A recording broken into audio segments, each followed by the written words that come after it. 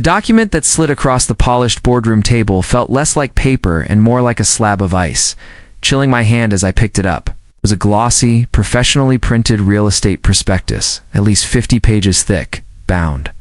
In a handsome navy blue cover worthy of a major corporation, the title, embossed in elegant, serif gold foil, read, Heron Point, Phase 2, the Marina Villas and Resort. I was in a meeting with the North Georgia Land Trust, a conservation group I had been working with for the better part of a year, to place a permanent, irrevocable environmental easement on my family's ranch.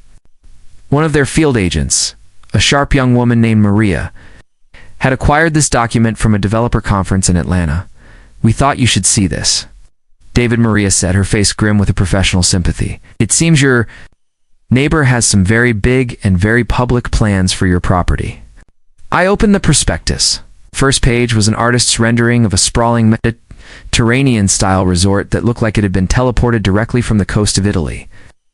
There was a multi-slip marina filled with gleaming yachts, a terracotta-roofed clubhouse with a massive terrace swimming pool, and a string of luxury villas cascading down a hillside. It was opulent, generic, and completely soulless. It was also, unmistakably, my home. The artist had rendered the gentle, sloping pasture where my family's old, whitewashed farmhouse stood as the resort's infinity pool. The ancient, cypress-lined cove where I had learned to fish with my grandfather was depicted as a bustling marina, and my lake, the pristine 50-acre body of water my family had owned and protected for a century, was labeled in elegant script as the Heron Point Community Reservoir and Yacht Club. The document was filled with phrases like unlocking the potential of underutilized heritage parcels, and a forward-thinking vision for the future of lakeside living. A cold, quiet rage, the kind that is far more dangerous than the hot, explosive variety, began to build in the pit of my stomach. My ranch, my family's legacy, my soul's sanctuary, was being marketed, packaged, and sold out from under me without my knowledge, let alone my consent. This was not just a business proposal. It was a profound act of violation. A for sale sign slapped on my very soul, and I knew exactly who was behind it. With the prospectus clutched in my hand like a piece of damning evidence, I drove the 5 miles from my ranch house to the ridiculously grand, stone-pillared entrance of the Heron Point luxury development. I found her where I knew I would, standing by the community's meticulously manicured croquet court, directing a team of landscapers with the imperious authority of a Roman general arranging his legions. Cynthia Fuller, the president of the Heron Point HOA, was a woman who believed that the world was a perfect place that she had been personally tasked with taming, paving, and re-landscaping to her own exacting standards. She saw my 500-acre ranch with its rustic fences, its free-roaming cattle, its wild, untamed shoreline, not as a piece of history, but as a glaringly unfinished chapter in her own development story. "Cynthia," I said, my voice low, and even as I approached, the offensive prospectus held tightly at my side. She turned, her perfectly made-up face shifting from a look of annoyance at the interruption to one of pure, condescending disdain when she saw it was me. "David," she said, her voice as crisp as a new $100 bill. "What a surprise. I trust you're not here to complain about the noise from our community garden party last week. The bylaws are quite clear on acceptable decibel levels." I didn't say a word. I simply held up the prospectus and opened it to the page with the rendering of the marina that was sitting on top of my family's history. For a fraction of a second, a flicker of pure animal panic flashed in her eyes, the look of a conspirator caught in the act. But it was instantly replaced by a mask of defiant, unblinking arrogance. She actually smiled. "Ah, yes," she said, her voice dripping with a smug sense of inevitability. "Progress. It's beautiful, isn't it? A vision of what this community can truly be, once we've cleared away all the agrarian clutter and unlocked its real potential." "This isn't progress, Cynthia," I said, my voice tight with a controlled fury. "This is fraud. You're actively marketing and attempting to sell land that you do not own." "My land, it's a proposal," she countered, waving a dismissive hand, as if I were a foolish child who couldn't grasp the complexities of high finance. "A forward-thinking plan for the future. Your family has been sitting on this gold mine for a century, letting it go to waste with a few cows and some old barns. It's time to share the wealth, David. It's time to allow this community to reach its full potential. We are in the process of getting the county to rezone your property for resort development. You'll be handsomely compensated, of course. It's a win-win for everyone. Her audacity was breathtaking. She spoke as if my ownership was a temporary inconvenience, a minor bureaucratic hurdle on the path to her grand vision. I had inherited the ranch after a successful but soul-crushing career in the tech world, and I had the financial means to keep it and protect it, a fact that infuriated her to no end. My land wasn't just a home, it was the one thing in her perfectly curated world that she could not control, and she was pathologically incapable of accepting that. Her campaign to acquire my ranch had been relentless. It started with friendly offers over coffee at the local diner, which I politely declined. Then came the official lowball offers from the HOA's aggressive law firm, which I firmly rejected. When she realized I couldn't be bought, she had turned to harassment, filing frivolous complaints with the county about everything from my uncontained livestock posing a danger to the environmental impact of my ancient, non-polluting windmill. Each complaint had been investigated and summarily dismissed, but each one cost me time and legal fees. Now she had escalated from harassment to outright fraud. She was creating a false prospectus to lure in developers and investors building a momentum she hoped would be unstoppable, a wave of capital and political pressure that would force me to either sell or be crushed. As we were speaking, my eyes were drawn to a movement on the far side of the pasture, near the lake. It was two men with surveying equipment, a theodolite on a tripod, driving bright orange stakes into the ground. They were well inside my property line. "And what is that?" I asked, my voice dropping to a dangerous low. "Are those your men, Cynthia? On my land?" "They are simply mapping out the preliminary marina footprint," she said, without a hint of shame. "A topographical survey. It's a necessary step. You can't stop progress, David. The future of this community. The property values of 100 families is more important than your sentimental attachment to a few old barns." "Get them off my land," I said, my voice now as cold and hard as steel. "Right now," she laughed, a sharp, ugly, dismissive sound. "I don't think so. They have a job to do, and they have my full authorization." "Fine," I said, turning away from her. "If you won't tell them to leave, I will." I started to walk toward the surveyors, my mind racing. Her arrogance, her utter disregard for the law, for the most basic principles of property ownership, it was staggering. As I walked, she pulled out her phone. "You're making a huge mistake, David," she called after me, her voice now taking on a theatrical, panicked tone.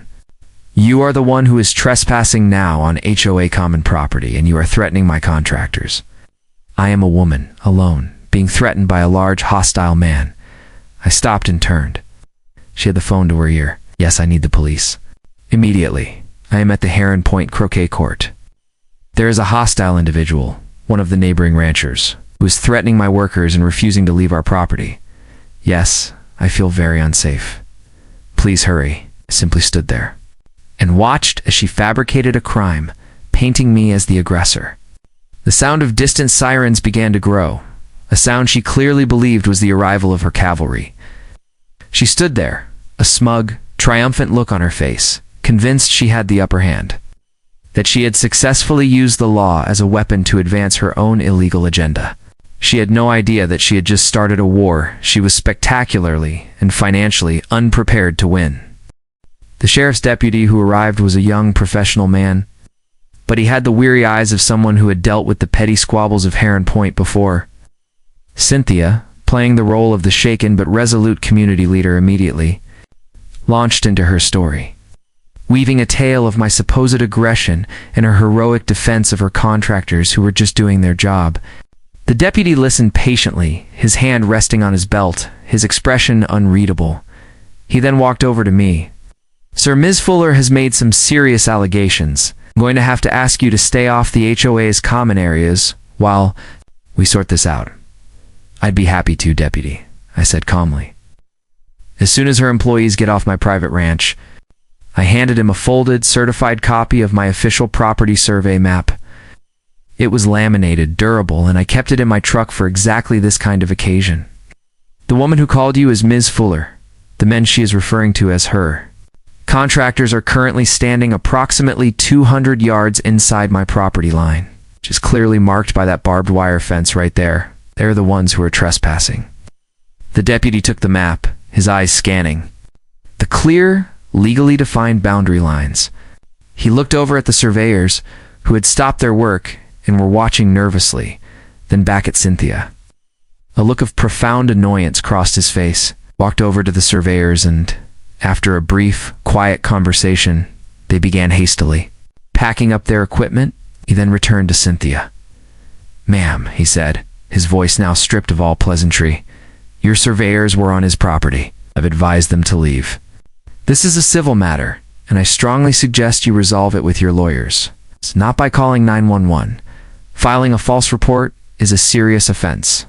Have a good day." Gave me a curt nod and left. Cynthia was left standing there, her face a mask of pure, unadulterated fury. She had been publicly contradicted by the very authority she had summoned.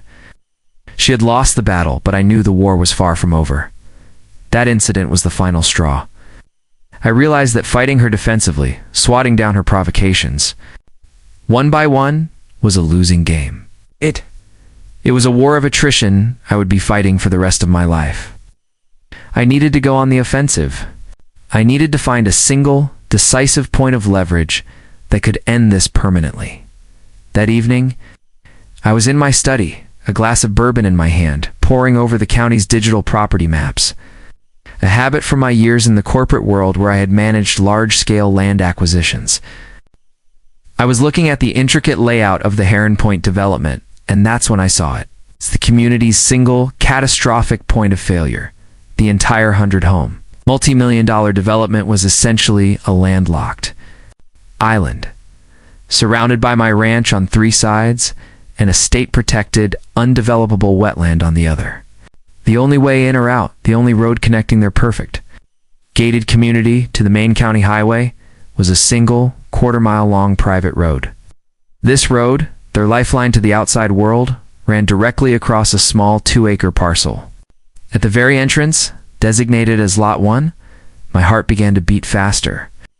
I did a quick search of the ownership records for Lot 1. My breath caught in my throat.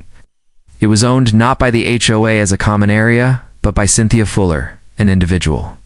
In her rush to build her own grand gatehouse-style mansion, she had bought the entrance lot from the developer herself, likely assuming she would one day roll the road's ownership into the HOA, but as of right now, the only legal access to. Every single home in Heron Point was a private road that sat entirely on her personal property. She was their gatekeeper, and she had just made herself a target. My plan was audacious, expensive, and beautiful in its brutal simplicity. I contacted a high-powered commercial real estate attorney in Atlanta, a man known for his discretion and his killer instinct. Instructed him to act as a blind proxy for an unnamed corporate buyer. His mission, to acquire Lot 1, Heron Point, at any price, as quickly as possible. The proxy representing a shell corporation we had created called Mountain View Investments. Contacted Cynthia with a massive all-cash, above market value, 24-hour deadline offer for her undeveloped Lot 1 from what I pieced together later. Cynthia was financially overextended. The construction of her sprawling mansion was costing far more than she'd budgeted, and her legal war against me was not cheap. The sudden, massive cash offer from an anonymous corporation must have seemed like a godsend. A financial lifeline that would allow her to finish her house and fund her continued efforts to crush me. Her own greed and arrogance made her blind. Without questioning the source or the timing, she signed the papers instantly. The sale closed electronically the next day. As of 3 p.m., I, through my shell corporation, was the legal owner of Cynthia Fuller's lot, and more importantly, was the private road that sat upon it. The next morning, a fleet of vehicles arrived at the grand stone-pillared entrance to Heron. There was a crew from a heavy-duty fencing company, a team of contractors specializing in automated gate installation, and a flatbed truck carrying a small prefabricated security guardhouse. I was there to supervise, holding the brand new Officially recorded deed to Lot 1 in my hand. The work began immediately. The crew started digging post holes for a commercial grade. 8-foot-high iron fence directly across the beautiful, landscaped entrance to Heron Point. The entire community, including Cynthia, who had been directing her landscapers nearby, descended into a state of utter panic. She stormed up to the construction site, her face a mask of bewildered rage. "What is the meaning of this? Who are you? Can't block our road." Stepped forward from behind the work crew, holding the new deed. "Hello, Cynthia. Beautiful day, isn't it? I have the new owner of this property. I have decided to secure my perimeter. This is now a private road, and you are all trespassing." The look on her face when she saw my name on the deed was something I will cherish for the rest of my life. It was a mixture of pure, uncomprehending horror and the slow, sickening dawn of a new reality. She had been outmaneuvered, outplayed at her own game of high-stakes real estate. The entire community was landlocked. The sheriff was called again, but after reviewing my new deed, he could only confirm that I was legally gating my own private property. That evening, I met with the terrified K board in the middle of the road, in front of my new, partially completed gate. I presented them with my terms. I am prepared to grant a permanent road access easement to the residents of this community, I said calmly, in exchange for two things. 1. The Heron Point HOA will formally and legally renounce all present and future claims or plans to rezone, acquire, or otherwise interfere with my family's ranch, and will sign a legally binding document acknowledging my property's sovereign status. 2. The HOA will pay a one-time fee of $1 million for the easement. There were gasps of outrage. "This is not for my profit," I continued, silencing them. "This $1 million will be placed directly into a new charitable trust, the Lake Asteria Conservation Fund, which I will establish in my family's name. Its sole purpose will be to protect the environmental health of this lake and its surrounding lands forever. You have spent the last year trying to exploit this lake for your own gain. Oh, you will pay to protect it. They had no choice. We're trapped." A week later, the documents were signed. The check was delivered to my lawyer. The gate was programmed to open for the residents. I stood on my porch that evening, looking out at the calm, quiet waters of my lake. The fraudulent prospectus was in my hand, now a souvenir of a war that was finally over, and had just won. I had used my enemy's own greed against her to permanently protect my family's legacy, secure the future of the lake we all loved, and turn her selfish ambition into a lasting public good. I had bought her lot, and with it, I had bought permanent peace.